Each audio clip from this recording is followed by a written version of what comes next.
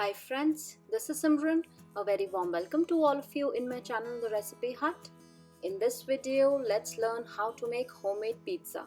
We will also learn how to make pizza sauce, and I will also be telling you how you can proof your dough in an Instant Pot. If you like this video, don't forget to hit the like button, subscribe, and also click on the bell icon so you get an update when I upload a new recipe. We will start by making the pizza sauce, so let's see the ingredients you'll be needing. 6 medium-sized tomatoes. I'll be peeling the skin off, but if you want, you can also blanch them and take out the skin. 2 to 3 tablespoons of finely chopped garlic. 2 tablespoons of green bell pepper. Adding this is optional, but if you add it, it gives a very good taste to the pizza sauce.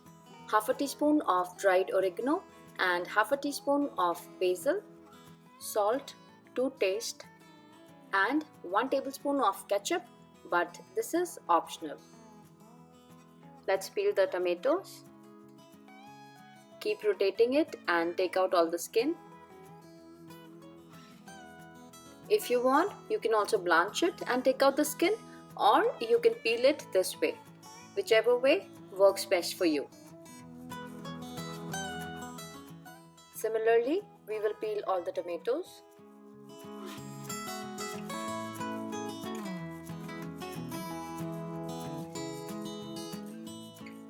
After peeling all the tomatoes, we will discard the skin, and now we need to chop them roughly.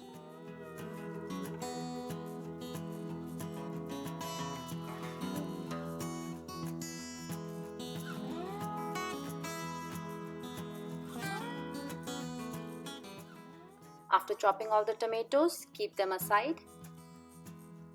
Turn on the Instant Pot on saute mode and adjust the temperature and keep it to normal. Add approximately 2 tablespoons of olive oil. Once the pot is hot, add finely chopped garlic.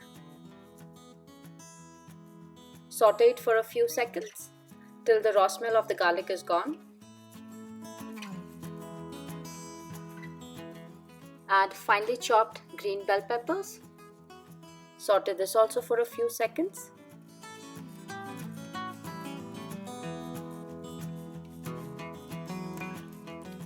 Time to add the tomatoes. At this stage, I'm also adding 1/4 teaspoon of salt. Since I will also be adding tomato ketchup, I am adding salt accordingly. Now cover it with a lid, and we need to cook this till the tomatoes are completely mushy. After a few minutes, open the lid carefully and give it a stir. You can see that the tomatoes have released its moisture. Now cover it back and let it cook for some more time.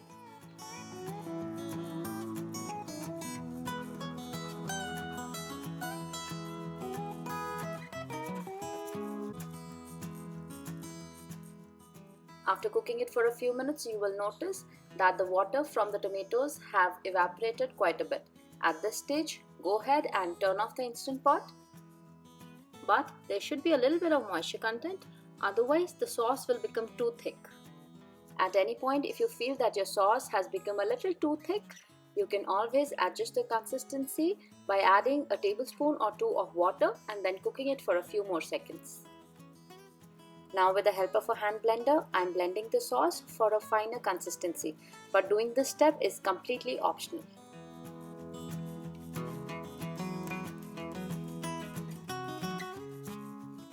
At last, I have added oregano, dry basil and ketchup. Give it a final mix and our pizza sauce is ready. 6 medium-sized tomatoes yielded me pizza sauce, with which I will be able to make 4 large pizzas. You can adjust the quantity as per your need. You can keep it in the fridge for 3 to 4 days, or you can freeze it and it will last easily for a month.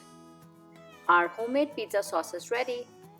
A quick tip: I like to store my pizza sauce in a silicone mold like this. I'll transfer it in the freezer, and after a few hours, once the sauce has completely frozen, I will transfer the pieces in a glass container and keep it for future use. Whenever I'm ready to make a pizza, I will take out the pieces as required and let it thaw in a bowl on the countertop. Now let's see the ingredients to make the pizza dough. For this I've taken 2 cups of whole wheat flour and 1 cup of all-purpose flour. If you want, you can skip using the all-purpose flour and use 3 cups of whole wheat flour instead. 2 to 3 tablespoons of olive oil, 1 teaspoon of yeast, half a teaspoon of salt and 1/4 teaspoon of brown sugar. This is to activate the yeast. You can also use regular sugar or maple syrup instead. 250 ml of water, that is approximately a cup, but I'll be adding a little more water while kneading the dough. The exact quantity of water would depend on the flour type you use. In a bowl, add whole wheat flour, all-purpose flour and salt. Give it a mix and keep it aside. Let's activate the yeast. Though I'm using active dry yeast, you do not need to activate it and you can directly add it in the flour, but I like to activate it first and then I'll be adding it in the flour.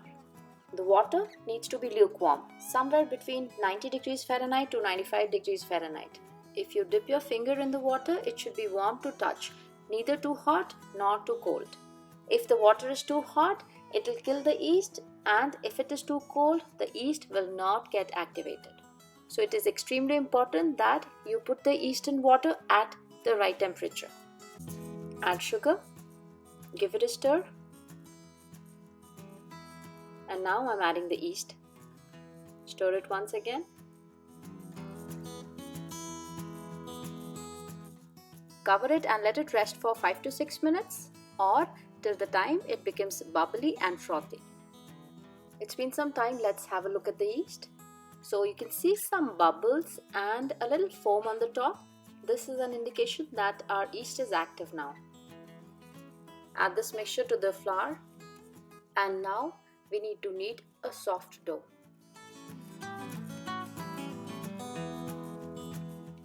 Add water as required. I added approximately a tablespoon of olive oil at this stage. Knead it for a few more minutes.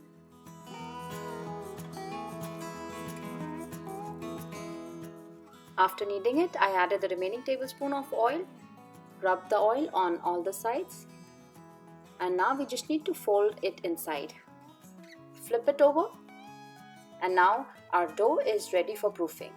To proof it, you can place it in any warm place, like inside an oven with the light turned on. That also works really well. To proof it in an Instant Pot, you can either place the dough in the inner pot or place it with the bowl itself. I find the latter easier. Turn the Instant Pot on yogurt mode. We will let this dough rest for approximately 35 to 40 minutes or till it doubles in size. It's been half an hour and you can see that the dough has doubled in size. We will take the pot out, dust a little flour on the surface, place the dough on it. I'll be making 2 pizzas, so let's divide the dough in 2 parts. Use your hands or a rolling pin to work the dough into a circle.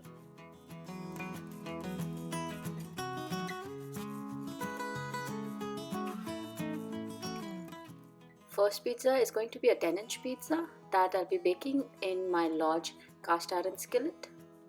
Brushing it with some olive oil so the pizza doesn't stick on it. Press it from all the sides and spread it evenly.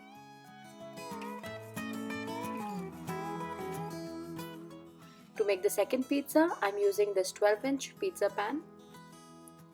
Brushing this also with some olive oil.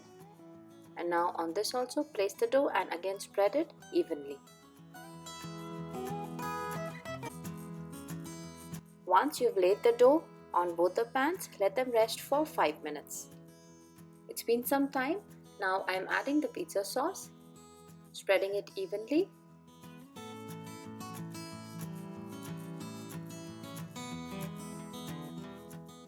With the help of a fork, poke holes all over the pizza because you do not want the dough to bubble up when it's in the oven. You should do this step before adding the pizza sauce, but I forgot it, so I'm doing it right now. Add toppings of your choice. I'm adding some onions, bell peppers, some mushrooms. I like to cut my vegetables in bite-sized pieces because that way it's easier to spread it on the pizza and you'll be able to taste all the vegetables in every bite.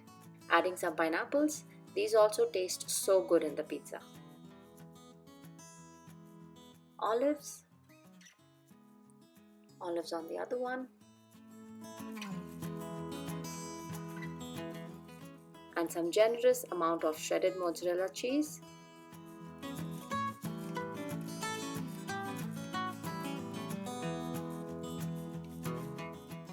Some more olives, as my daughter loves it. Sneaking in some greens, I added baby spinach on this one.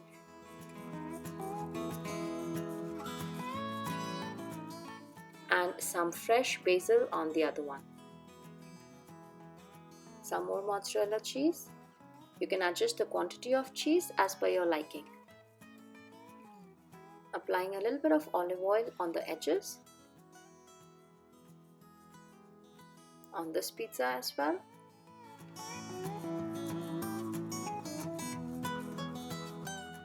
Drizzle approximately a teaspoon of olive oil in the center. Add some dried oregano. And our pizzas are ready to go in a preheated oven at 425 degrees Fahrenheit or 215 degrees Celsius for 15 to 18 minutes or till the toppings are golden brown. So the time might slightly vary for you. Meanwhile, our pizzas are baking. Let me share a quick tip with you. Buying a big packet of yeast is more economical than buying separate sachets. The best way to store it is empty the contents in a clean, dry, airtight glass bottle and store it in the freezer. It will not go bad for a very long time. Our veggie pizzas are ready and it smells so good. We will let the pizzas rest for 5 minutes and then cut it. I like to brush it with a little bit of melted butter. It prevents the crust from drying. It's been some time, let's cut the pizza. This pizza recipe is a keeper and it's my family's favorite. You can customize and add any vegetables of your choice. Isn't it looking delicious? You can see how well it is baked and the crust also has come out perfect. So do give it a try, and if you try, do not forget to tell us in the comments how it turned out for you. Thanks for watching.